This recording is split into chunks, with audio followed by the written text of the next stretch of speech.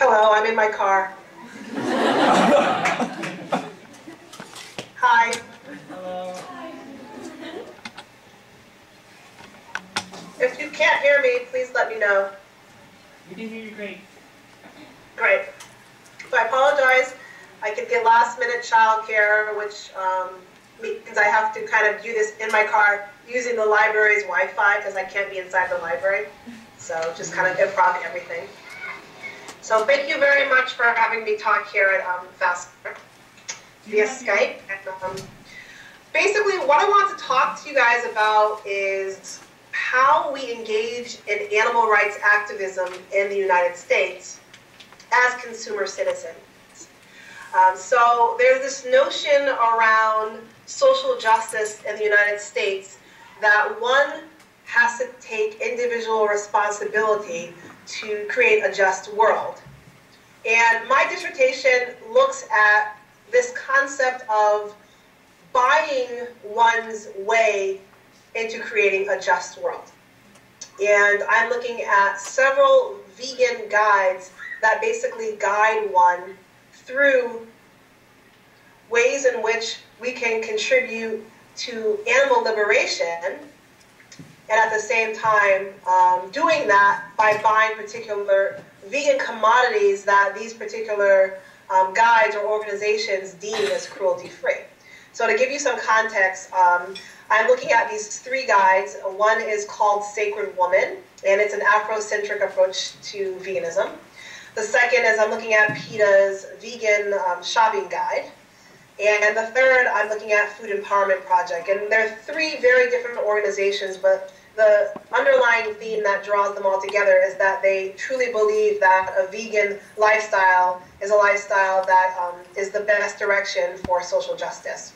So for this talk, I wanted to specifically look at PETA's Vegan Shopping Guide and how they situate themselves as both a social justice organization dedicated to the liberation of animals, not human animals, but also how they situate themselves as an organization founded in a first world, I put that in quotes, nation, and as an organization that has members in the first world who benefit from being consumer citizens.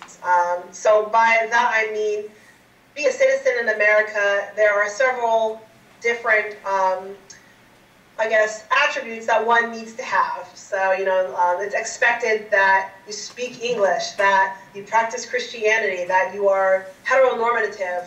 And one of the things that I focus on is that you, as a citizen, must consume. So we're not really looking at ourselves as producers, but how do we consume and how we create identities around consumption.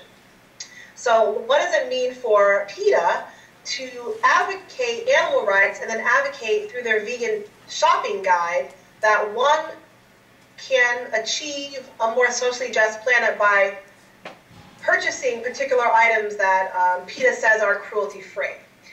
So my work kind of looks at semiotics, so the symbols behind particular material objects. So the material objects I'm looking at is food. And PETA, you know, they do great work. I'm dismissing the work that they do, but overall, when I look at what they do online and how they're focusing on particular foods that they advocate, they are not very concerned about the types of social injustices done upon human beings through the food commodity chain.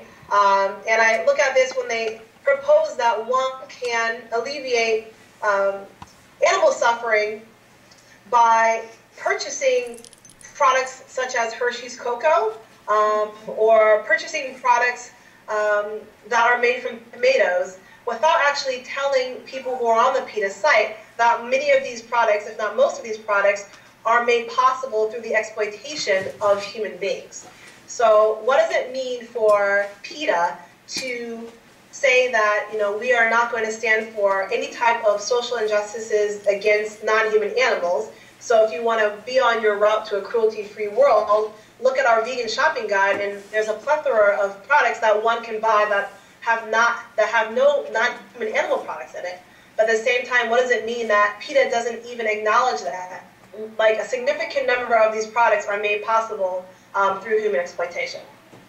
So that's kind of the background that I'm giving you guys. And what I find interesting about PETA, and also most people in the United States who are interested in engaging in social justice and being part of the animal rights movement, a lot of us are concerned about the welfare of non-human animals, but also building solidarity. So how is it, that we can advocate for the well-being of animals, but also build solidarity with other organizations and not perpetuate particular types of isms, racism, sexism. So PETA, last year, they decided to kick off their campaign for animals and animal justice. They call it Never Be Silent. So they kicked it off about a year ago, and Ingrid Newkirk on prima.peta.org, she puts up a letter to introduce this new campaign. So she says, we all have prejudices to dispel. The need to get away from thinking that I am important and special and you are not, and the frightened mindset that tells us that certain others are of no consequence.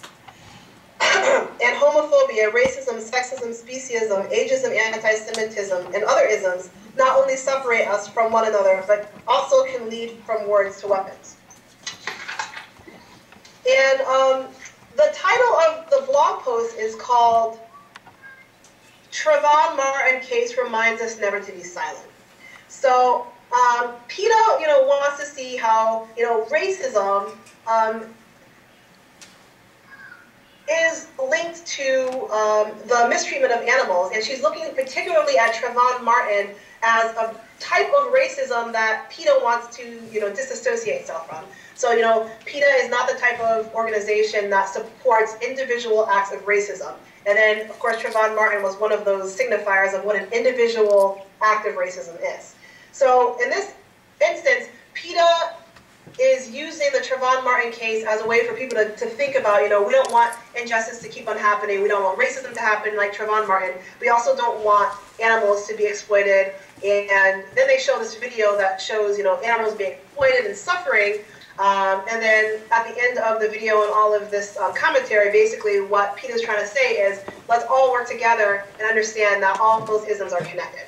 So my work as a critical race theorist is to really understand how PETA is using this concept of racism and racist violence. And I find this particularly interesting because they have what I would consider a 1960s critical race literacy, where they understand race and race relations to be, racial violence to be this individual act.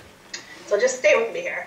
So the way they position themselves, it gets the reader to think, yeah, they're totally not racist, okay?